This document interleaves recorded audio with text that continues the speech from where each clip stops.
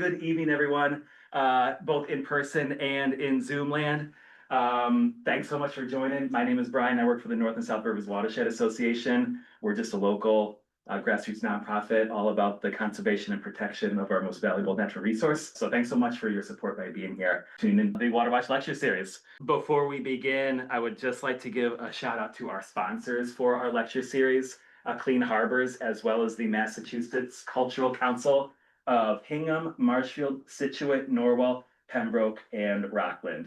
Thank you so much for your support once again, year after year, for the WaterWatch lecture series. So this program is a partnership between the NSRWA and Mass Audubon. So before we go any further, maybe we could pass it over to Doug Lowry with Mass Audubon. Thanks, Brian. Yeah, and thank you so much, everyone, for joining us tonight.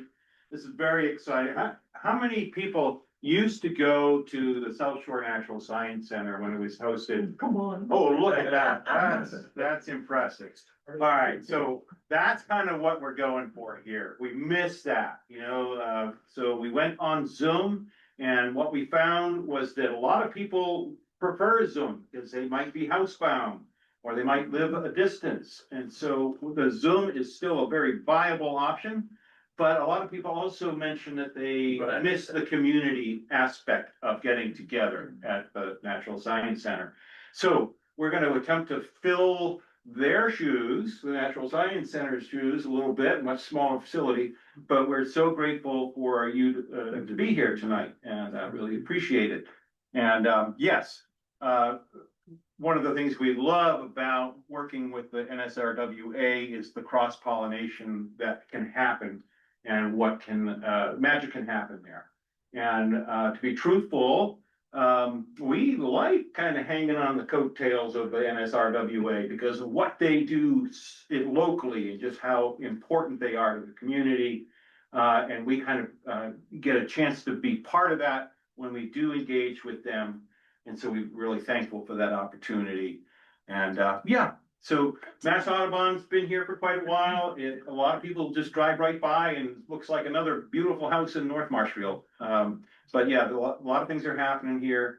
Just want to point out one thing that's coming on the horizon, and that is a Winter Fest coming up February 7th from 2:30 to 6:30. You do have to register. There'll be live animal shows, and when I say live animal shows, that usually means an owl. Well, guided nature walks, s'mores by the fire, a community art canvas, and more. So you'll have to register for that. But again, thanks so much. And yeah, we're really excited about tonight's program. Yeah, thanks, Doug.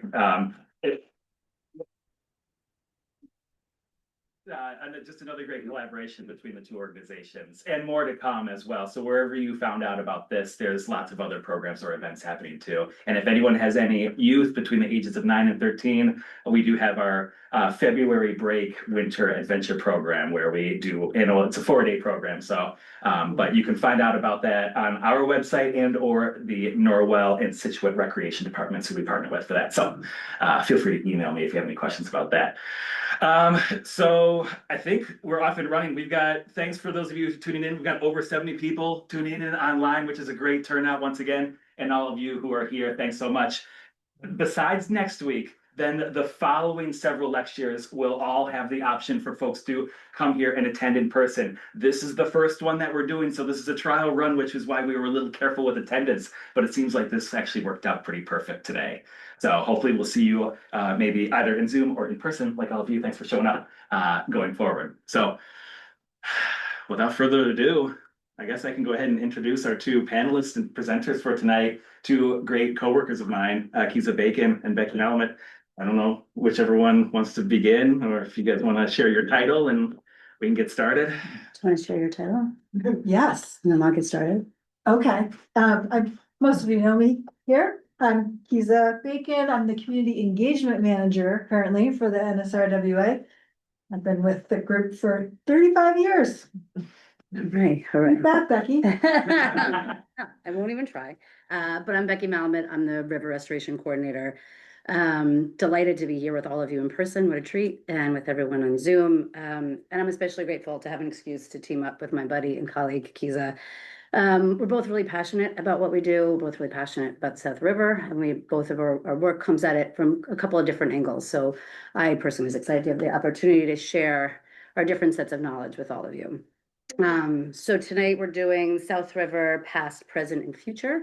But I thought I would just start for those of you who are not as familiar with the area to get ourselves oriented. And let's get started. There we go. Yeah. Okay, so this is a map of the North and South Rivers watershed. So our work spans 10 towns on the South Shore, covers the watersheds for both the North and the South Rivers. And tonight we're specifically going to focus on the South River, which is a 15-mile waterway that runs from Duxbury to Marshfield. Headwaters are at Round Pond in Duxbury, down there on the bottom of the map. In addition to that 15 miles of main stem, there are 2 miles of freshwater tributaries throughout the watershed as well. Once the river crosses over into Marshfield, and right about at Veterans Memorial Park, which we'll talk about later, is where it becomes a tidal estuary. And then it flows further downstream through a series of salt marshes and along the Hummerock section of Scituate. And then eventually it joins the North River and they meet up and they empty into Massachusetts Bay. The South River is classified as an outstanding resource water, also designated as a national natural landmark. The river and the tributaries have a number of species of special status and significance that we're concerned with, and we work to protect. It's including river herrings. We have 2 types, our alewives and our bluebacks. We have eastern native brook trout, American eel, American shad, rainbow smelt, white perch, and sea lamprey. So now that we're all kind of situated here, I'm going to attempt a poll that's here. And I just wanted to get to know our audience a little bit better. I need this. Okay, so here we go.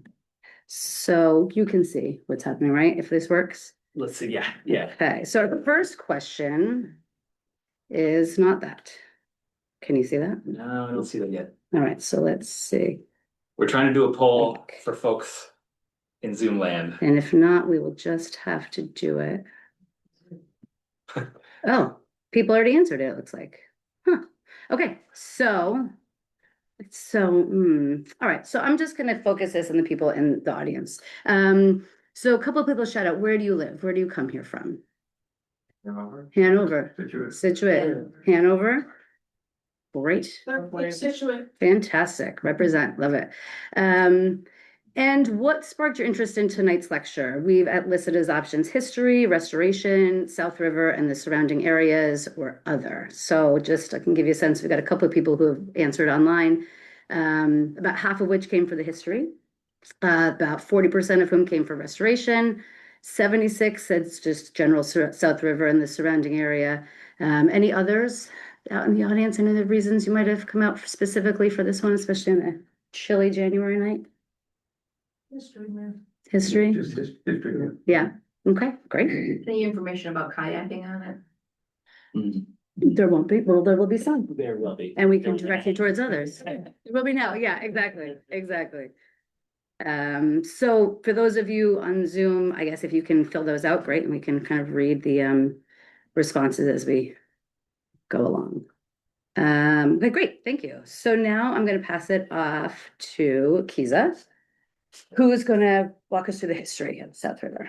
It's a short cable, which is fine. Yes. We're just trying to keep it fun up here. Yeah, now everyone. So, Yeah, exactly. Let me move, you move. I'm gonna attempt to squeeze 400 years of South River history into 20 minutes. Ready? Yeah. And I gotta figure out how the computer works. So, Like more than 400 years right there. oh, I'm starting early. So yeah, it's 400 plus another 8,000. So archaeological findings near the Marshfield Airport on the Green Harbor River indicate the presence of Native Americans in this area 8,000 years ago. They hunted, fished, gathered nuts and plants, and also gathered stones to make tools. A large stone tool production area was found dating back 4,000 years, featuring projectile points and drills. And this image that you see is from the Marshfield Airport. There's a museum quality exhibit there. It's not that big, but it's really cool. You can go learn more. Our watershed was inhabited mostly by the Massachusetts tribe, but the Wampanoag may have come this far north to hunt and fish. Their lifestyles were seasonal, setting up large camps inland in the colder months and smaller camps closer to shore in the warmer months. The area around the mouth of the river was known as Missaukatucket, a word that's often taken to mean at the mouth of the large river. NSRWA acknowledges that the North and South rivers and their watershed are located on the ancestral lands of the Massachusetts and Wampanoag tribes, the indigenous peoples who have inhabited the South Shore for thousands of years. We honor with gratitude the land, the waterways, and the people who have stewarded it for generations. So after Governor Edward Winslow, who lived close to Duxbury Bay, Marshfield's first settlers were in Wrexham on the South River. So those little yellow dots are the settlers, and the blue stuff is water. So between 1637 and 1641, 5 families settled in Wrexham, each with a 100-acre land grant. And for over 200 years, Wrexham was inhabited only by those 5 families. Can anybody call out any of the names? Of who? The 5 families who settled Wrexham. We have very few Marshfield people here. Winslow must be one of the names. You know. Smith is not correct, but Winslow, I heard a Winslow. Yeah. So Thomas and Elizabeth Bourne, Josiah and Margaret Winslow, Robert and Elizabeth Waterman, Henelm and Ellen Winslow, and Joseph and Rachel Beadle. There were plenty of other South River settlers soon afterward near today's town center, but we don't have time to go into all of those. Our local rivers were prime real estate because of the salt marsh hay that grew there and was harvested regularly. First bridge on the South River was established in 1646, known then as Otter Bridge and today as the Willow Street Bridge. Settlements on the South River in Duxbury happened a bit later. Joseph Peterson in 1664, and then quite a few more by 1680. Good. Marshfield's first mill, a grist mill, was established in 1656 by William Ford and Josiah Winslow on the South River at today's Veterans Memorial Park. Along with the church meeting house, it became the hub of the community. This is a later iteration of the mill dam at today's Veterans Park. The inset is the interior of the Stockbridge grist mill in Scituate, which I just learned today. The dam there was the very first dam in the New World, as they used to call it. We'll talk more about that later. Our communities were largely agrarian, but industries helped them to thrive. Swiftly flowing water could be harnessed to power mills, iron forges, and factories, and thus dams were constructed on the South River and its tributaries. Very few of our local ponds are naturally occurring. They are man-made, created by the installation of dams on rivers. Technically, they're impoundments, not ponds. This 1903 map of downtown Marshfield shows a giant pond on Furnace Brook in the upper left, Chandler's Pond in the lower left, and then in between them, a decent-sized pond at today's Veterans Memorial Park. It's at least 4 times larger than the current lagoon that's there. By 1814, the Ford grist mill site was taken over by the Duxbury and South River Manufacturing Company. This was Marshfield's first major factory, and it produced cotton and woolen goods. Other industries followed until the mill building was torn down in the 1940s. Veterans Memorial Park was established in 1948. Does anyone know when the traffic light went in? 1973. Thank goodness. Okay. Chandler's Pond was another busy industrial area on the South River. The impoundment was probably created by the Baker family, who established a grist mill on the river around 1706. Back then it was known as Baker's Pond. Quite a few industries followed, including in 1810, a second branch of the cotton and woolen factory that was over at Veterans Memorial Park. The last miller on Chandler's Pond was, I'm going to let you guess his last name, Simeon Bartlett. Chandler. Yes. In the 1920s or 30s, he offered sawing, planing, carriage building, blacksmithing, and the manufacture of lobster pots and shoe racks. His mill burned down in 1936, but the pond, as we know, retained his name. So this map shows mill sites on the South River. Farther upstream in Duxbury, Josiah Keene, or one of his ancestors in the 1700s, had a successful sawmill on Keene's Brook. On Phillips Brook, there were two mills, the Peterson Sawmill, which is located at Franklin and Congress Streets in Duxbury, and Howland's Grist Mill, which is today in Lansing Bennett Forest in Duxbury. You can still see the remains of the mill. Becky and I went and checked it out a couple months ago. Also, way upstream on the South River, where it crosses Chandler Street, there's a textile mill called the Cranberry Factory. Hard to imagine most of these. This is Furnace Brook. It was originally given the name Puddle Wharf Brook, but it got a new name sometime in the 1800s. Does anybody know why? Likely. Yeah, likely because from about 1838 to 1868, the Bonney family operated an iron furnace on Furnace Pond to make use of bog iron that occurs naturally nearby. So the inset image is from Pembroke's most recent history book. It's a primitive iron furnace.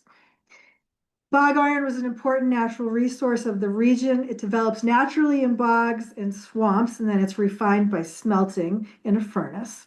These operations were fairly small scale at first. Farther downstream on Furnace Brook near today's Parsons Pond, Jesse Reed operated an elaborate nail manufacturing complex, which included a factory, a forge, a water wheel, and a canal system. It's just woods and you can't even tell it was ever there, but used to be. These industries are why the pond is so big in that map I showed you a couple slides back. Marshfield and Duxbury became summer resort attractions in the 1860s and 1870s, the age of the grand hotels. Many of these were in Brant Rock and Ocean Bluff. When the Duxbury and Cohasset Railroad extended through Marshfield and Duxbury in 1871, it provided a convenient connection from the city. Visitors were transported from the railroad stations by horse-drawn buggy or by what was known as a barge, an extra large horse-drawn buggy, pictured here. There was also an influx of construction along the shore, summer cottages, first in Wrexham and later in Hummerock. So that's the 1860s and 70s.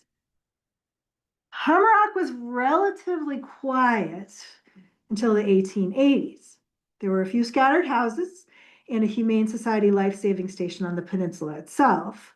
That began to change when White's Ferry, or ferry service, was replaced with a bridge in 1881. The bridge was built by the Fourth Cliff Land Company, and in exchange, they received a whole lot of land, which they then began to develop. We're discussing this today as South River history, but prior to 1898, this spot was still the North River. Yeah. Some of you have been waiting for me to say that. She's wrong.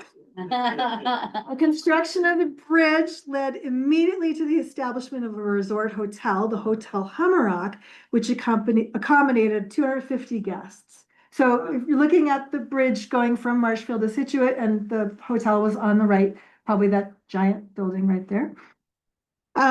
People would arrive by train in Seaview up on Summer Street and be transported to the hotel for their vacations. The Hotel Hummerock burned down in 1901. By then, the North River and Hummerock had become the South River. Have you ever wondered why Hummerock is part of the town of Scituate, not Marshfield? Here's why. Before 1898, Hummerock was attached by land to Scituate. There was a narrow strip of barrier beach between Third and Fourth Cliffs. So this pink arrow is pointing to the narrow strip of barrier beach on this early map, 1875 map, I think. So Hummerock was not attached to Marshfield at all back then, except by the new bridge. The gold area on this map is Hummerock, And I left the bit of Wrexham Beach area, kind of just above that green arrow, unshaded, because it wasn't Hummerock back then. Today, Hummerock is not connected to Scituate by land, but only to Marshfield at Wrexham Beach. Prior to 1898, the mouth of the North and South Rivers was at a totally different location from today. It was at where that green arrow is at today's Wrexham Beach. The North River flowed very close to the ocean between Third and Fourth Cliffs, but instead of passing between the cliffs back then, it turned south and continued for 3 more miles, emptying into the ocean at today's Wrexham Beach.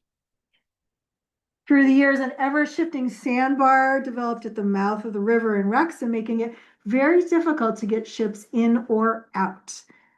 This is an 1870 coastal survey chart. The sandbar was actually one of the major factors in the demise of North River shipbuilding, that and that we used up all the trees. We don't really talk about South River shipbuilding, and that's because the Whites Ferry shipyard, there were 3 shipyards at the Whites Ferry area near Hummerock. They're all on the Marshfield side, but they were all in today's South River, but back then they were still in the North River. So who knows what happened in 1898? Becky's coming like this weekend. Oh dear, the Portland Gale, yes, are one of the biggest events by far to take place on the North and South Rivers, happened on November 26th and 27th, 1898, when a nor'easter known as the Portland Gale struck the Massachusetts coast. The storm was named after the steamship Portland, which wrecked off the coast with 192 fatalities. Storm, which caused 150 shipwrecks and 400 deaths that we know about, actually cut the new mouth for the North. So this image was created by Bill Richardson, whose ties to the Watershed Association go way back to the beginning. You can see the narrow shingle beach between Third and Fourth Cliffs that connected it to Scituate. During the Portland Gale, the water level in the North River rose so high that it broke through that beach. Writing in 1901, historian Lysander Richard described it as a tidal wave. The break created a new mouth for the North River 3 miles north of where it used to be. And a 3-mile section of what was the North River became the South River on the inland side of Hummerock. Here's another image by Bill Richardson, an aerial view of the river mouth today between Third and Fourth Cliffs. And you can see the outline there in yellow of what it looked like before the storm. Very cool. Here's one more Bill Richardson image, an aerial photo of Wrexham Beach in Marshfield with the approximate location of the former river mouth indicated in red. So prior to November 27th, 1898, everything between those red lines was water. Here's how it looks today. This is a Google map. You can see that the old mouth got closed in. That actually took a couple of years. So for a brief time, Hummerock was an island, and they actually had boat excursions that would go around the island, out one mouth, in the other one, till the old one closed up in 1901. By then, a team of horses could actually get across it by 1901. So it was very brief. We're going to head back to Marshfield Center. In the 1800s, the center of commercial activity in Marshfield was on the South River at the intersection of Main and Old Plain Streets. It had developed that way beginning with the establishment of Ford's Mill in 1656, and it stayed that way till the end of the 1800s. There were, not all shown in this picture, but there were 2 stores, a livery stable, a hotel, a blacksmith shop, a sawmill, a wheelwright shop, a funeral parlor, and later a telephone office. Does anyone know what changed at the end of the 1800s? Not the Portland Gale. Train. So in 1871, a train station was established in Marshfield Center, right near today's skate park, near the Levitate shop. It's not on in this aerial photo. This brought major change. The center of activity began to migrate away from the river to the train area. By the 40s, there was a row of shops along Ocean Street. This is a photo of how it looked in the mid-1950s, and that's major intersection there is actually Stratton Way, not Webster Street. So if you know Arts Mobile, it's in the middle there, set back from the road. South River is not in this photo. It's just below the Ocean Street there. Residents no longer needed the river as transportation or water power, so they began to turn away from it. Meanwhile, down in Wrexham in 1950, the Sea Rivers Association, which was a group of Methodist ministers who had a 100-acre summer community off South River Street by the old river mouth, they sold just over 5 acres of their land to the town of Marshfield to create Wrexham Beach. And the public beach opened in 1952. And then over in Hummerock during the early 20th century, it transformed into a summer resort community with hundreds of cottages being constructed. Both Marshfield and Wrexham and Hummerock, most of those cottages are now year-round homes. Not all. There was also a military presence on Hummerock. Just after World War I, the US government built a Navy radio compass station on the northernmost part of Forthcliffe.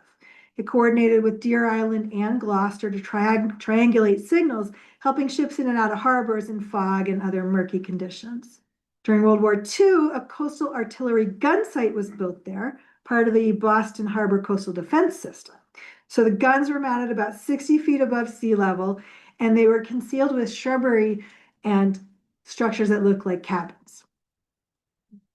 Coastal defense was superseded by air defense after World War II, and so the property was handed over to the Air Force. First, it was a research annex, and then it became a recreational facility, which it still is today. Things really began to shift on the South River and all of our local rivers really, when Route 3 was completed in the 1960s. This is a photo by Carl Swenson. With the new Route 3 came a development boom with lots more houses and roads and a major expansion of Marshfield Center. I'm sorry to say that at the time, the South River was regarded less as an essential building block to a community and more as a public sewer. But, since then, perspectives have shifted. Culturally, we're increasingly appreciating rivers and marshes for flood protection, wildlife habitat, and beauty, and not as sewers. To summarize a whole lot of history in a few slides, the NSRWA was founded in 1970. In 1972, the Clean Water Act went into effect, a national act to restore and maintain the integrity of water, improve wastewater treatment, and protect wetlands. In 1977, NSRWA succeeded in getting both the North and South Rivers designated a National Natural Landmark by the US Department of the Interior, the National Parks people. And then we turn to the topic of water quality. This is the South River looking toward Hummerock, toward the ocean. In 1988, all of the shellfish beds on the North and South Rivers were permanently closed due to consistently high water pollution. We spent the next 2+ decades monitoring water quality at numerous points within the shellfishing area, something we still do today every summer. Working with state and local officials, we identified problem areas and we look for solutions. And it worked. Oh, there you are, Dan Jones. Dan Jones, who is in this slide, is here tonight. Water quality improved. So in 1996, 194 acres of shellfish beds were opened on the North River on a seasonal basis. That acreage continued to grow to 292 as pollution sources were identified and mitigated. Some problem areas were bigger than others. Marshfield Center in particular was contributing an awful lot of pollution to the South River. It turned out that the best solution for that was to extend the town sewer from the beach areas downtown.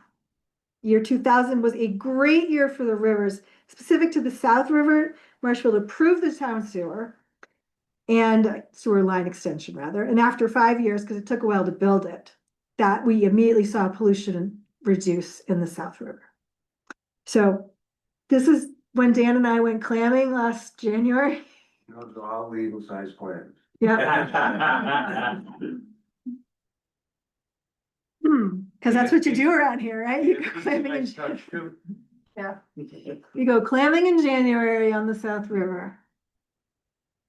As a result of the sewer expansion and a whole lot of water sampling and testing, in 2011, 313 acres of shellfish beds were opened for the first time in 20 plus years on the South River.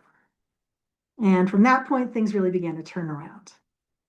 I'm going to now hand this over to Becky, and she has lots of exciting information to share with you about the South River's present and future.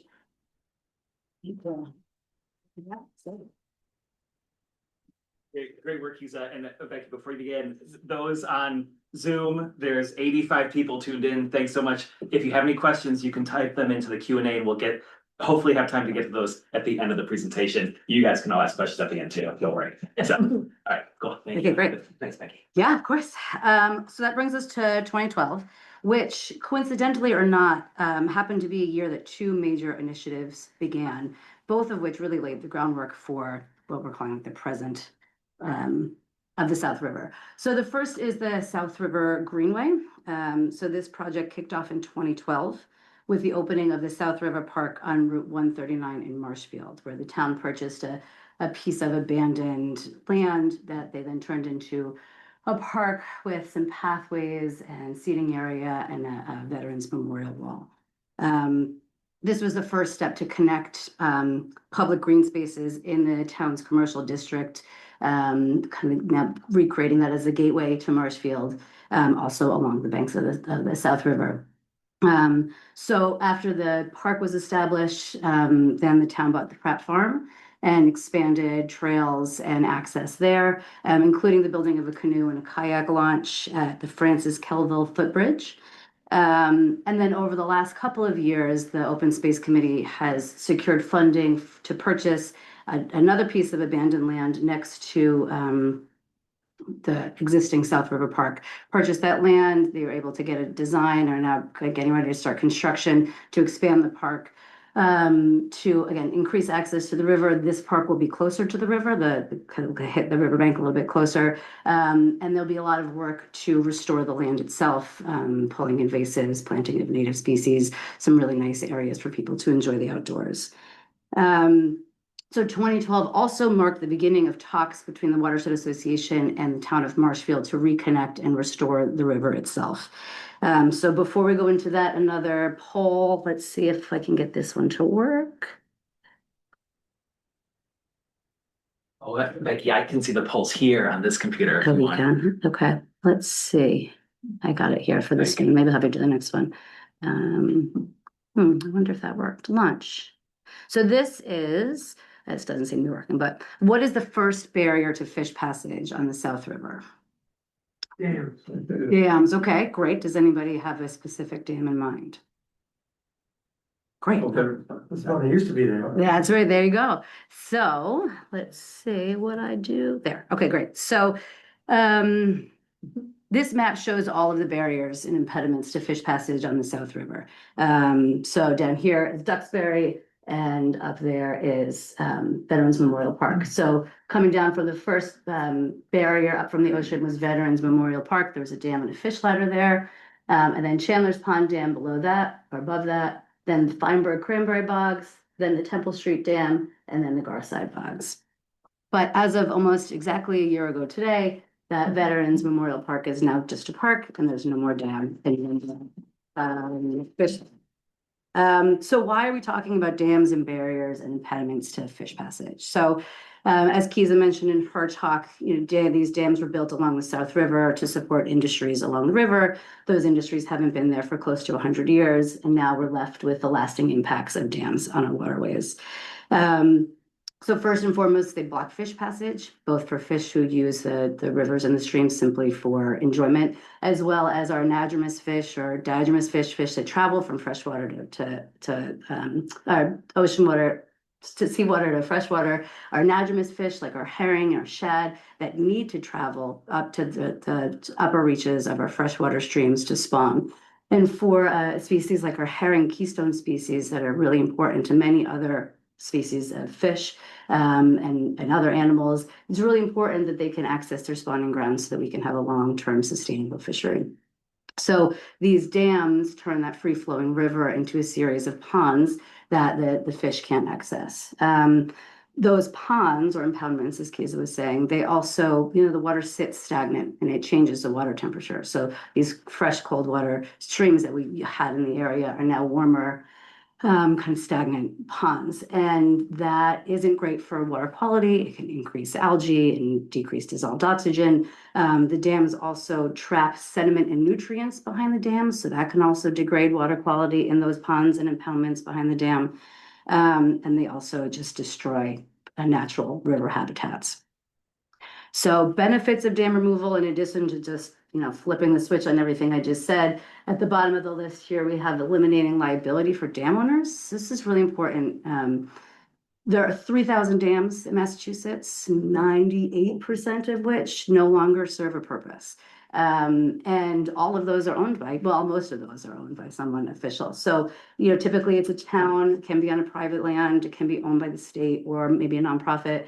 And these dams were certainly not engineered to today's standards or today's climate, if they were even engineered at all. We have, a couple of dams in the North River watershed that, just a series of rocks and boulders. It's not concrete, it's not engineered at all. So with climate changing and increased frequency of really intense weather events and flooding, and a lack of support for fixing infrastructure, and a lack of funding for some of that, dam owners are really on the hook if the dams were to fail in an extreme weather event, and any damage that would occur, the dam owner would need to pay for. So removing the dams is a huge win for dam owners, but it also strengthens resilience to climate change. So when we take these big ponds and we turn them into free-flowing streams and restore the floodplains along those streams, we increase flood storage, and that protects the community at large.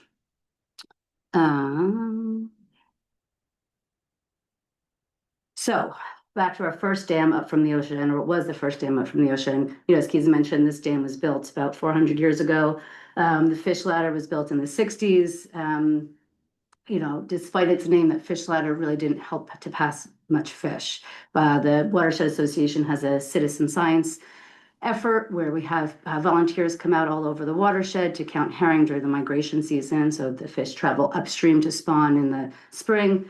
And then the juveniles will typically come back out in the fall for the outmigration. So a lot of our citizen scientists at this site would see lots of fish below the fish ladder, but very few that would make it up past the fish ladder. So the fish ladder itself was ineffective. So again, back to 2012, the Watershed Association started to talk with the town about the possibility or potential for removing the dam. Every dam has its own special set of unique circumstances that make it typically complicated, I would say. I don't think there's any easy dam removal project, and I don't think any two are the same. And what made this project unique was its location in the town's revered Veterans Park. And there are 3 features in the park.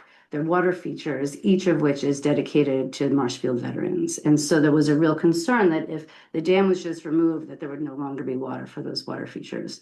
So it took about 10 years of studies and designs and meetings and collaboration between the Watershed Association, the town engineers, the Conservation Commission, veterans, representatives from the state. And finally, the town engineers actually came up with a plan that met everybody's needs. So this, I'll show you in another picture,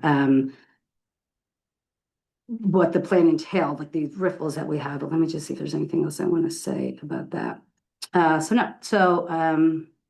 Again, last January, a very, very cold morning, similar to tonight, we all stood outside and watched the dam come down at this spot. Wouldn't have been possible without those partners or funding from the town of Marshfield. The anonymous grant that the Watershed Association received specifically for river restoration projects, and a grant from the National Fish and Wildlife Foundation. So the dam was removed and a series of constructed what are called riffles or steps were built. And these allow enough water to be held back for the water features in the park, and then enough water to flow through this system to have enough volume of water and speed for fish to pass during the migration season. And one of the other things that made this unique, let me see if I thought I had different side here. As part of the project, I had to build a temporary, you can see that black dotted line there, a temporary bypass channel that would allow fish to pass while there was still being work done in the main river channel during the migration season.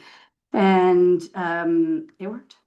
This just 3 months later in April, we saw hundreds of herring swimming up the South River past the previous dam site and making their way all the way up to the next barrier, which is Chandler's Pond. So to say that we in the office, and I think members of the town of Marshfield were downright giddy when we saw this happen, I think is an understatement. We were out driving around, tracking fish at different spots. It's like maybe a mile and a half of distance, but we went to everyone and took pictures of all of them. It was incredibly exciting, and we weren't expecting to see such a big rebound so quickly. So how long had it been since they had been unable to? Close to 400 years. Yeah, it's pretty incredible. Pull back up. That's the big question. That's the big question. It's unbelievable. Is it a taste of something in that water? Yeah, or a fair amount. I don't know. No, I don't. Nobody really knows, but it's pretty incredible. So this was one project along the South River. The whole stretch of the South River was designated as a priority project by the Division of Ecological Restoration, which provides us with technical guidance and a lot of assistance in these dam removals. So there are 2 other dams that are part of that project that are further up the upstream from Veterans Park. So the next is Chandler's Pond Dam. That's it up here, and Kezia mentioned it also being built about 400 years ago. And this is on a private residence, private property. This has its own set of unique challenges. Primarily, there is a home basically in the floodplain downstream from this dam that was used as the dye house. So the water was meant to run through the home. So flooding is a huge concern. So that is a really big piece of this design. This is a project that we have been working on again since about 2012. We're still in the design phase. We just received this is actually hot off the presses, very generous grant from the National Fish and Wildlife Foundation to fund the final design piece of this project. And so we're hopeful that we'll be able to start to take the next steps and show people that final design in the coming months. What else? And then, so the next dam up from Chandler Pond is the Temple Street Dam. This is a smaller dam. It is in Duxbury. It is owned by the town of Duxbury. It has a large freshwater wetland behind it. Also hot off the presses, we just reviewed construction bids for this project today. This should be under contract in the next couple of weeks. We're very hopeful that this dam will be out. It will be another series of riffles to make up for the difference between the top of the dam and the water now. And that should be done in time for the spring migration season. So I don't know that we'll see a rebound there, certainly. We got to get rid of the Chandler Pond in between too to see a real big impact, but to see the support from all different partners, both funding and partners who are working on implementation, is pretty incredible. I'm sorry? Yeah, exactly. But to see these, I haven't been here as long as Kezia, so in my short time with working for the Watershed Association, though I've been involved for many, many years, it's been really inspiring to see these projects come to life. But it's also a reminder that as quickly as things can change on a day-to-day basis, real change takes years, and it takes time, and it takes patience. And in putting this presentation together and thinking about the present state of the South River, the word that just kept coming up is partnerships. For me, this stage of the South River's history will be the partnerships that have restored the land and the water. And so what is going to be the future? And what is going to be the common thread that carries the South River into the future? So, for us, the path is kind of clear, at least for now, which is to remove all remaining major barriers to fish passage. And so to allow the river to once again, run freely and function as a connected living system. But also lasting restoration is more than just the work and more than just the building, but it's engagement. It's connecting people to place in order to have long-term stewardship and sustainability. And that might be that common thread for the future engagement. how we take all this work that we've done and how we connect people to it so that it kind of lives on forever. Through art installations, we have a mural that we did up at Hanover Crossing to bring the work that we did in the Third Herring Brook out to more of the public. We're looking to do something similar around the South River. Those installations spark curiosity and allow people to interact with the projects in a much different way. Public events, whether it's public events that we host or that are along the Greenway that bring people to the river's edge. Ongoing citizen science work, continuing to monitor herring and other wild habitats and wildlife in the system, and our ongoing outreach and education in our schools, which is growing every year. That's going to be our way of reaching a broader audience and fostering that deeper sense of stewardship. So, there's been a lot of talk this year about the North River and its kind of formal protections through, it is the state's only scenic protected river. South River doesn't have that, but it's far from unprotected. It's supported by a history of advocates and of people who have worked along this stretch of river. And that network of people that has cared deeply about its history, those of you who have come out for the history and its health, and have also done so much to restore the river and the land around it. So together, we're all shaping a healthier, more resilient watershed and ensuring that the South River story continues, stronger, more connected, and full of life. So I'd love to hear from you all. So that's my version of the future. What do anyone in the audience have anything they want to share? Any thoughts on the future for the South River? What might be next? Or anyone on Zoom who wants to put it in the Q&A? We've got a question about spawning in global warming, but do you want to jump to that yet, or? Does anybody have any future thoughts? Yeah, let's go there first. So yeah, anybody, and there are people who've been involved with some of this stuff for years and years and years, so. How many herring came back down in the fall out of Veterans Park instead of locking up? Yeah, we don't have a number. We don't count those. It's so hard. Okay, that's. Yeah. It One step at a is. time. Yeah, we don't, not here, no. Sometimes there's anecdotal evidence of it, but we didn't put out another push for it. Yeah, in places like in Plymouth on Town Brook where they have, Right. the state has a camera there, which you can tune in online. They usually end that by the end of the migrations, spring migration, and they usually discontinue the camera during the fall out migration. But of course, a lot of them in fall will be teeny tiny. I was just gonna say, Yeah, right, there's so much harder to see. see. But I know in Situate with the dam there, sometimes we have a drought and then there's no water for them. Right. To exit. Oh, Right. yeah. Which is why in places like that where there is a management of water, we do try to make sure we work with the towns to be sure that there is enough water. You talking When to Beaver's possible. Pond? Yeah. Yeah, Mhm. yeah, and the first herring brook that comes into there that basically has construction all over it and everything else, Yeah, Yeah, and speaking of migration, the importance of salt marsh migration, the ability for the salt marsh to continue to build as sea level rise comes up. It's just imperative that our towns recognize the importance of the giant sponge that salt marshes provide. I agree with Doug, and just in my time living on the river, I would say now 10 to 15 feet has come up onto the mainland. That much more water is coming up, not height wise, but just spreading up the land. And it's changing a lot. Hmm. A lot of water over the marsh many, many times now. Yeah, and you can see it in so many places with the ghost forest where the red Yeah. cedar trees on the ground in the last 20 years. I grew up and I still live up on Third Cliff and for 60 years now and seeing the radical changes on the access to the marsh. oh, sure. Right, so it started as a little plank of wood that went into the little tributary. And once in a very blue moon would the water come over the plank coming off the beach. There's always those super full moons. And now it's every high tide that you're wading through over a foot of water. And all those trees that used to be on the marsh are gone. That I can remember still growing there, as well as the birds and a few other things that have been displaced. As much as the on the ocean side as well, those we used to call them the flats or the mud flats or whatever, which is the old peat there was still eelgrass attached, to that area. And, they were much taller and deeper and stuff, and to see those completely filled in, the perennial,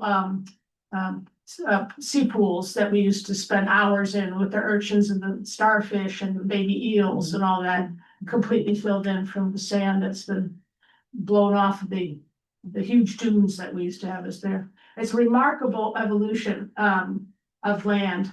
I think, the good, the bad, and the ugly, because you get these personal feelings of attachments. But it's really interesting to see the metamorphosis and change in what land can do and ocean. And, our current climate.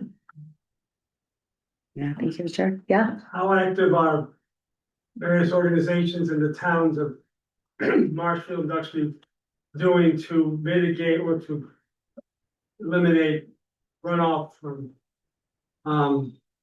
fertilizer on people's lawns, septic system, all that pollutes, I would imagine, polluting. Yeah, I can't really speak to what local organizations are doing. I know we have our Water Smart program that a number of towns participate in. And part of that is providing education to towns to then disseminate to residents or to their local organizations about different ways to reduce, whether it's fertilizer or other stormwater runoff or, salt when this type of season. But yeah, I can't speak to the individual towns. Much more suggestions, there's no enforcement, I would imagine, yet, No, especially on fertilizer. yeah, that is a big one. Systems, if there's a sewer system in Right. town, you tie in you hope your sewage treatment plant is discharging clean water back into the natural. We have this in Situate, right off Third Right. Cliff. We have a sewage treatment plant that sometimes has to, when they have too much flow, they have to actually discharge polluted water back into the natural. And I think the biggest impact we see down here is more so when there are overflows in Rockland that travel 7 miles down and they close the shellfish beds in Situate as a result of the overflows. Yeah. And there's also something called combined sewer overflows. This is a big thing that's happening in the Charles River watershed. Kind of managing those with NWRA, and there's a lot going on right now in terms of what people are allowed to, where they're going to spend the money to either fix these combined sewer outflow systems where the overflow goes directly into water bodies, or if they're gonna change instead of fixing the infrastructure, change the classification of the waters to allow for more pollution into those. So I do encourage you, if you see any of that in the news, there's a lot right now. And it's fascinating. We don't have as much of that down here, but. Yeah, I mean, major wars have been fought in the world when an upstream country pollutes a river that the downstream country, you think of Sudan and Egypt. Yeah. That's classic. So it's happening in South America. So a lot of rivers that flow into the Amazon. Yeah. That are from in other countries where they're mining or extracting oil or whatever. Amazon in Brazil suffers. So these are small. Sure. It's a problem all over the world where when political boundaries are dividing up water to Right. flow of a river or even a small stream. So. Yeah. But it's people have to be aware that I personally feel that there should be a ban on fertilizer on any house near, really anywhere, because it's flowing somewhere, the water when it rains. And just go back to a natural vegetation on your property. And then from there, I think things would improve, but anyway. It's a good point. As in terms of the education department, as Becky said, we provide a lot of adult education to towns with various deliverables and media. I go to all 4 Situate elementary schools, including Inley, and provide the 5th grade Water Smart curriculum, which the students learn about stormwater runoff and management, and they use Pepper on a model to simulate fertilizers and pesticides and runoff, and then become a storm cloud and watch it as it works its way into the water bodies or the Situate reservoir, things like that. So maybe in 20 years. Exactly. We'll start to see that work its way through, but yeah, so glimmers of hope. Yeah, Historical note about the ship building on the river. Well, there were 2 or 3 yards, down by what now is the Hummerock Bridge, Rogers Yard and Hall's Yard. Most of the bigger ships, and they had been building ships there since 1720 down there by the Hummerock Bridge. But more of the big ships were built upriver, but they didn't have all their rigging, mast, and heavy gear on them. So that they could get them down the river, and they were lighter and they were easier to get over the shallow areas of the river. Right. And then the rigging was built on them at the South River yards. So that's where they get so much more weight on the boats down there. And that, but before the mouth of the river changed in 1898, the tidal flow was really slowed down, coming down, taking a right-hand turn, going south and exiting at Wrexham.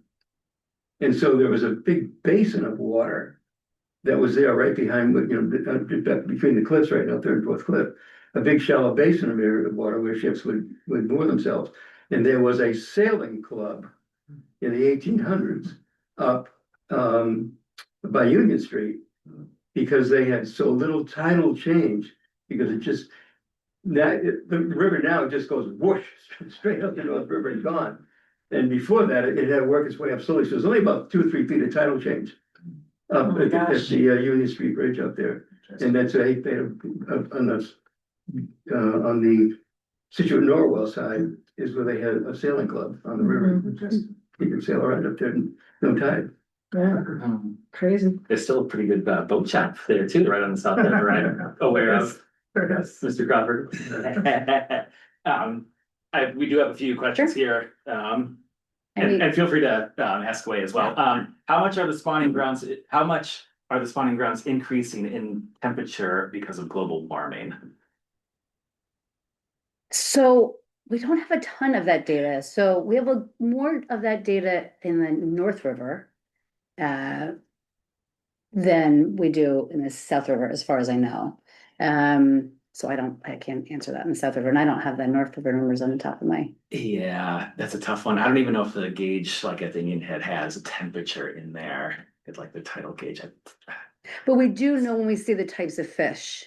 There's some fish that prefer cold water to cold flowing water to warmer still water for spawning. And so that's how we can kind of get a more of an anecdotal sense of temperature shifts based on what we're seeing in the water. It seems like any increased habitat that we open up because of dam removal is so vitally important. Right, because it's a native habitat, Yeah, right? yeah. We do hear some concerns about, but you're losing habitat for the kind of the pond dwellers that have since taken over, but those aren't the native fish. They weren't meant to be there. And they will find habitat in tributaries typically, or not, but it wasn't the native. Yeah. Is there any research into changing the man-made canals? So I assume like the mosquito ditches and all the early salt marsh canals that have been ditched along our river.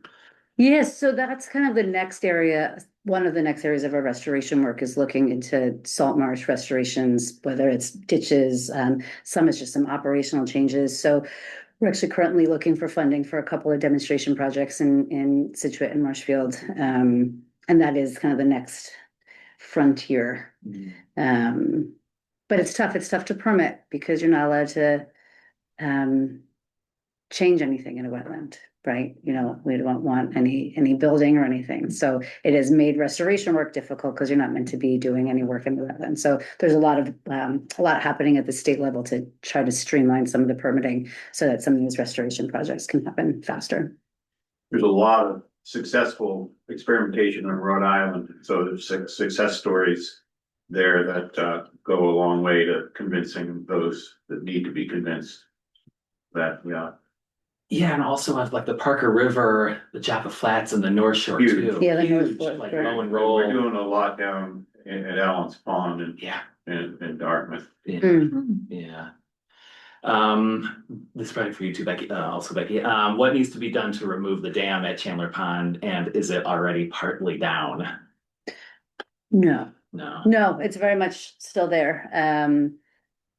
What needs to be done, so we're working with engineers, we're in the final design phases, so we just received funding for, so, you know, really refining a design that will meet the ecological goals, as well as meet the needs of, you know, the people who live in the floodplain.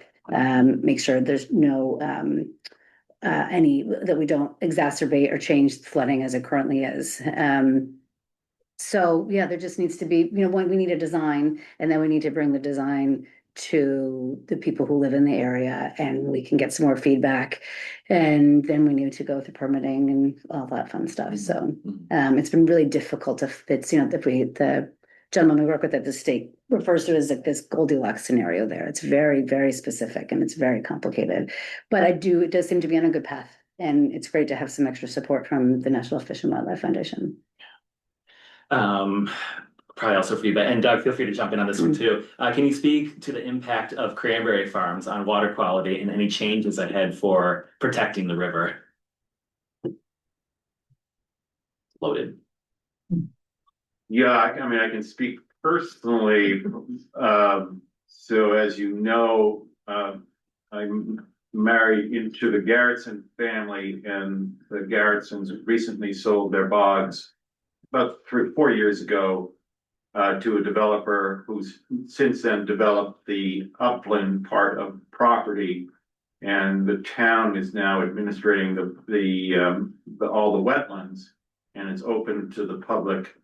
And they're putting in a series of trails. They're at the beginning of the stages.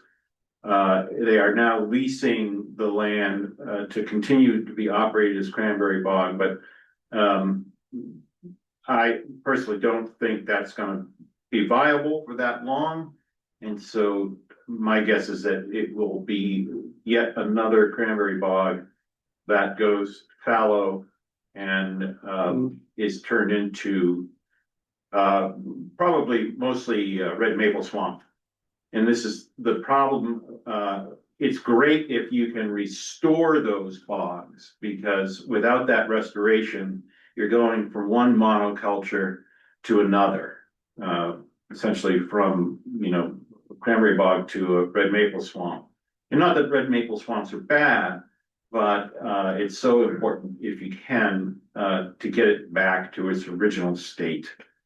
It's just a lot more diverse, and of course, its being was developed over years, and evolution creates habitat that is the healthiest, essentially. Doesn't Massachusetts have a program for, I don't know, I was reading about it for some restoration projects, certain grants given out to restore the cranberry bogs, cut out all the sand and everything else that had been, and actually restore the actual flow. Because there's a lot of damming in cranberry bogs themselves. Yeah, right? so Tidmarsh is, you've probably heard the story of Tidmarsh is a huge success story. There's others. Again, on a very personal note, my oldest brother-in-law, Gary Garretson, just sold the family bog down in Middleborough and Carver. It was the Slocum Gibbs bog, and there's about 400 acres of working bog, and I think probably 1,600 acres. Anyway, they sold it to the Buzzards Bay Coalition, and it's a new template. They're going to restore the most environmentally sensitive areas of the property, like along the Weweantic River, but they're going to continue using the more productive parts of the commercial bogs, and they're going to, with the profit from the sales of those berries, they're going to help fund the restoration project. And so cranberry industry itself has actually been reduced considerably over the last 20-30 years. absolutely, yeah. And there'll be a lot of these, projects going on. And I think the trick is going to be convincing communities that the restoration has to be part of it. Yeah. Rather than just letting them go back to, Thanks, they never were to begin with. Right. Probably this next question to you, Becky. What methods have you used or will use to remove sediment and contamination buildups in the North and South rivers?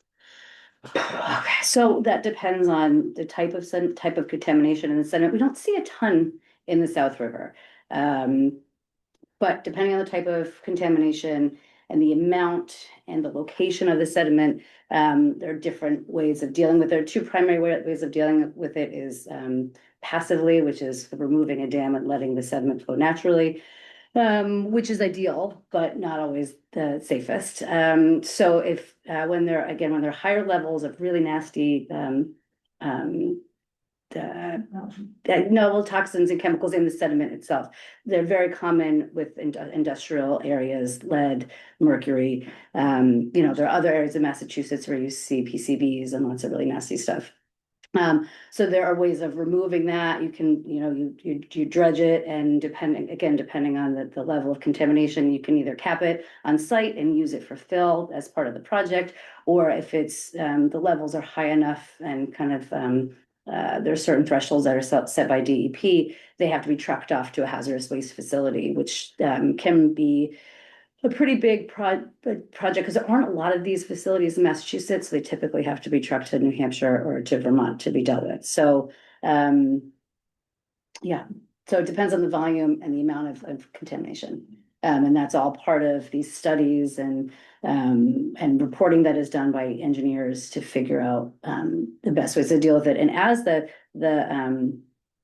process of a dam removal project or any restoration project continues, in the beginning, you do some sampling to get a sense of what you're working on. And the further you get in the process, the more detailed and specific that sampling becomes. And the more those plans and those decisions and those methods become clear once you have more and more data. There's like two more questions here, but does anyone have any questions in here? These I are, have one on this picture that we have in front of us. yeah, There's a pond to the right of this picture. It's definitely like a man-made pond. I'm curious what its function was. Is that the Bourne Island Lagoon? Yeah, it is. Yeah, Okay. yeah. like, do you know what that's was for? So, the Southport neighborhood, when it was constructed, was originally going to have its own marina. Okay. Fortunately, the Clean Water Act happened, and so that became illegal. They couldn't alter the salt marsh, and so Yeah. it's carved out and still exists there, but Yeah, okay. yeah. Yeah. There was the It's a beginning. lovely place to rest when you're It kayaking. is, but it's weird, it just stands out. Yeah. Weird. Yeah. What's Yeah. it doing here? You can, I remember it kind of needs to be like medium to high tide to be able to get in Yeah, you there. can only get in on a high Yeah, tide. yeah. You can pass by it without recognizing that. Yeah. Definitely need to know where it is. Yeah, yeah. Of course, a great spot to access the river to go past some of these areas or to experience the full South River is the Keble Footbridge that Becky mentioned earlier. Or Wrexham Beach. Or Wrexham Beach, so you can do a one-way trip if you stage a vehicle at Wrexham or at the Keble Footbridge and then paddle down and then have someone pick you up or take you back. So the CVS there, right in downtown Marshfield on Ocean Street, right in back of that parking lot is the old railroad track that Kezia mentioned that you can walk about a 0.15.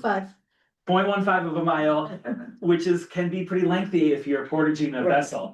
But you can get carts, Village at Sea Kayak will sell, you can have I think Levitate actually might have carts for rent. So you can have like a little hand trolley to walk down there, but walk down there and then the footbridge is there and a ramp going down on a floating dock, which is a great spot to access the river. You can start there and pedal all the way down to Wrexham and see some incredibly beautiful scenery along the way. And if you're really ambitious, you can put in, you gotta play the tides right. Yeah. But you can put in behind CVS, ride the tide out, all the way out to the South River to just behind the spit. You gotta be careful, but get there at slack tide.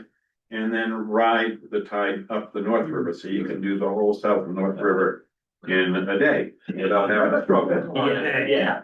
The current is as much as the North River or not?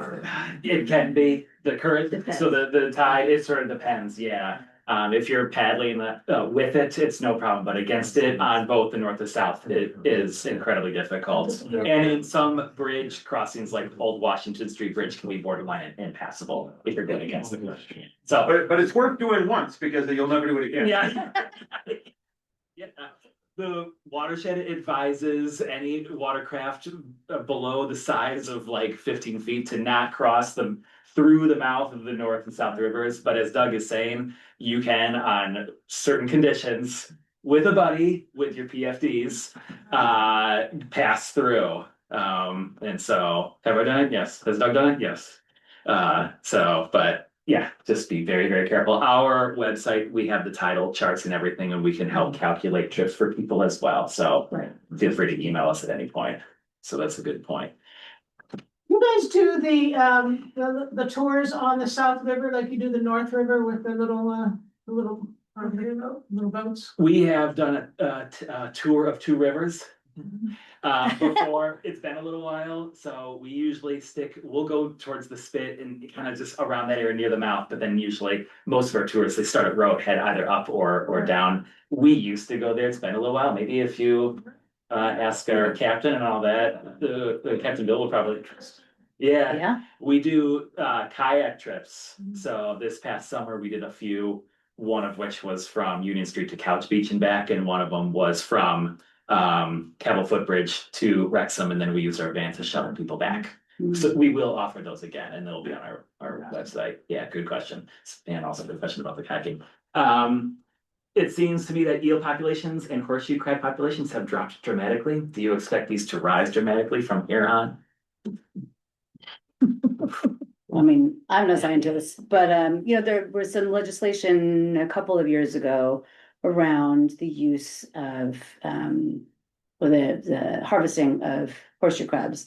And the hope was that we'll then see a resurgence of horseshoe crabs. We didn't see in our surveys this year. I think the numbers are pretty similar to previous years, but I don't know that that we would expect to see such a quick rebound after, a year after a change in legislation. And eels, that's another tough one. I mean, they are such a hot commodity in the spring. Yeah.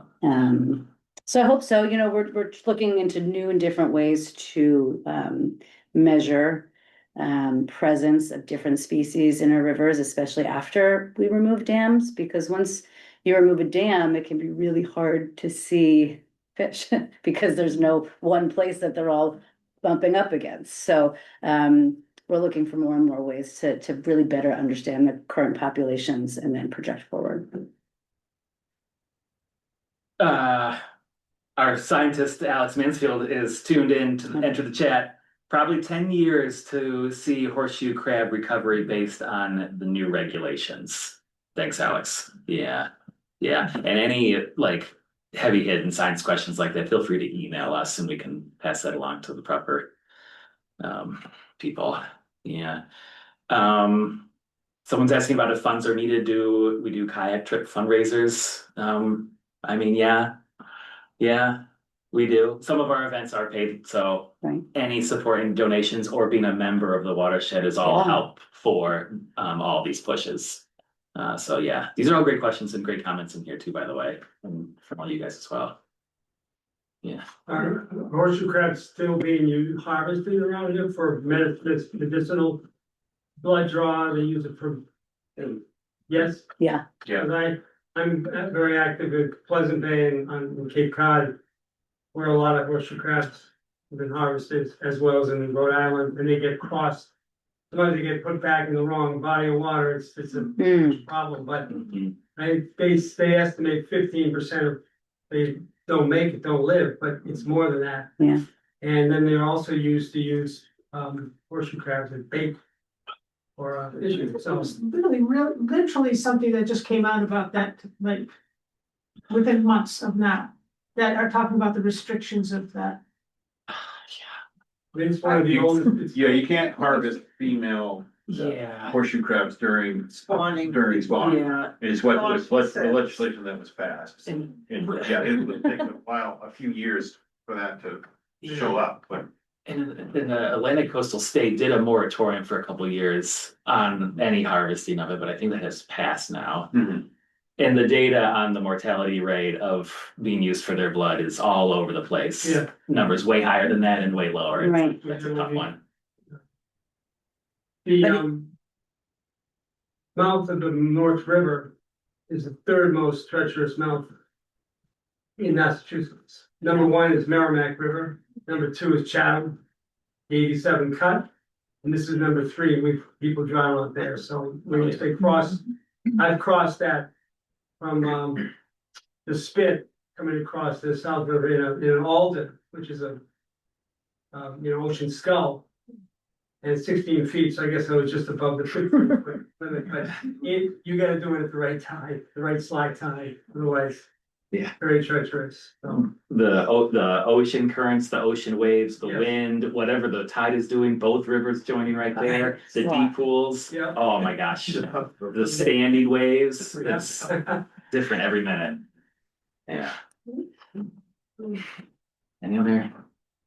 Any other Your questions? title charts for the North and South River, when do those usually posted? We put those on our website. Yeah. And so you can always go to like US Harbors. If you Google like North River tide charts, there's a tidal gauge at Damon's Point, and that'll give you, or even Boston Light, but there's a little bit of calculations that need to be done Right. based on where you are in the North River Yeah. or South River. For example, the couple footbridge is about any like a 2.5 to 3 to 4 hour delay Yeah. It's a- of whatever Boston or Damon's Point is doing. So it takes a little math, which we are always available to help you with. But we do come out with a PDF that is for the North River about when would be the best time to do some of these certain So sections. you don't do one for the town? It's on all the website listings and Get Outdoors. Yeah, yeah, So if you know where you're gonna put in, it'll tell you what the tidal delay is. yeah. On the South too? Yeah. On the stuff, Okay. yeah. So like if you go to our website and see all the Explore South Shore, all the Yeah. web pages that Kezia has put together, it will say a tidal delay and calculations, but we come out with a PDF for the North River during the paddle season about when would be good times, suggested times to do a river trip and when would not be based on tides. And when does that come out? That we usually do that in like May or June, Okay. and then it's good for until like I think October. September, October. Yeah. Brian, real quick, just anytime there's an opportunity to publicly praise Kezia's work with the trail. With her, just amazing, what a resource that she has put together over the years. Any place that you can take a hike in the watershed, she has gone before you. And with detailed descriptions of the history, the trail itself, it's just an amazing resource, and we strongly recommend you going to it. Thank you, Doug. So you can find all of that in the Get Outdoors section of NSRWA.org. Any property, we've got them all, we have 500 listed on the South Shore. Right, not just hiking, but paddling and playgrounds and paved paths and Picnic table. fishing. Dog Yes, parks. yeah. Places just to sit. Yep. But it's just Yeah. And the Norwell Conservation Commission has put all of their trails on an app on their phone, so. awesome. Oh, If that. that's so great. now, just Norwell, not say Norris, Right, right. because that's not Norwell's Conservation. Right, Commission. right. You have some amazing local conservation commissions doing very good work. Yeah. Any folks, there's still some more questions, but if there are any questions that we did not get to, same with you guys, you can feel free to email us and we can send that to the appropriate person. And the slides of this presentation is being recorded and will be made available as soon as we get editing and all that, which should be a few days. And then we will put it on the WaterWatch lecture page as well, which has all of the years past recordings as well. So, and the slides will be available through that as well. Yeah. If there's any other questions, you guys feel free to ask here. I'll just do a quick little brief thank you to our sponsors before we sign off. Thanks to Clean Harbors, and then thanks to the Massachusetts Cultural Councils of Hingham, Marshfield, Situate, Norwell, Pembroke, and Rockland. Thank you so much for your support. Thanks to all of you. We had close to 90 people tuning in on Zoom tonight, which is a great number. Thanks to all of you, and thanks to all of you here at Baltimore Show for our first time. So hopefully we will see some of you next week. So a little bit of a adjustment for next week's venue. Next week's venue will be here, back at the Mass Audubon's North River Sanctuary, 2000 Main Street, Marshfield. We will not be at Untold next week because of a couple reasons. One, we outgrew our capacity because of the interest in next week's talk. And so we will be here instead. And so We can't offer you beer, but we'll offer you something. yeah. So, this next week's did have a separate registration. Maybe some of you did that, but it is completely full. So those of you who did register for that event would have received the update about how we were going here instead of there. So please don't go to Untold next week. But they can come on Zoom. Right, Thank you. everyone. So anyone can still attend on Zoom. It'll be just like this right here. Next week's program is Wednesday, January 28th, 7 p.m. on a river, the history of the North River by Lyle Nyberg, local author discussing his latest book, On a River, the history of the North River, Massachusetts. So listen as Lyle uncovers centuries of fascinating local history, much like he's did on the South today. The river's people, families, environmental significance, and threats and outlook into the future. Similar to what Becky did today too. Of the state's first and only designated scenic protected waterway. So anyone can tune in on Zoom, but those of you who registered to head to Untold, please come here. Maybe we should get Untold, put it on the screens. The watch party. Yeah. Oh, that's a good, yeah. Yeah. I was just wondering. Yeah. We, I think thanks so much everyone for tuning in. If we didn't get to your questions, we're sorry about that. Feel free to email us at any point, but thanks for tuning in. Thanks everyone for being here. Thanks, Doug. Thanks, yeah, guys. absolutely. So we're so grateful for folks being willing to come out and try this experiment. We love it. We'd love to see you again. For those that are gonna miss the Untold experience, it's a lot of fun. The last one is at Stellwagen, and we do a trivia night. And many of the questions are based on some of the material that are covered throughout the series, but there's enough of the other kind of questions that nobody should feel intimidated. If you missed a session, you can still come and still have fun. And yeah, and we've absolved the whole team concept, and it's every person for themselves. It's quite fun. So love to see it. Certainly between now and then, but Stellwagen, it's a fun evening. We developed it now, I think, so that it. Yeah. Yeah. And all the lectures prior to that, between now and then, will be here, so anyone can show up. Yeah, we determined like 2 years ago that it just wasn't fair to have Sarah Grady's daughter there on a team because she knew every answer. We had to spread the wealth. Yeah. Awesome. We're gonna sign off here online. Thanks everyone for joining, and we will see you next week. John Blasey.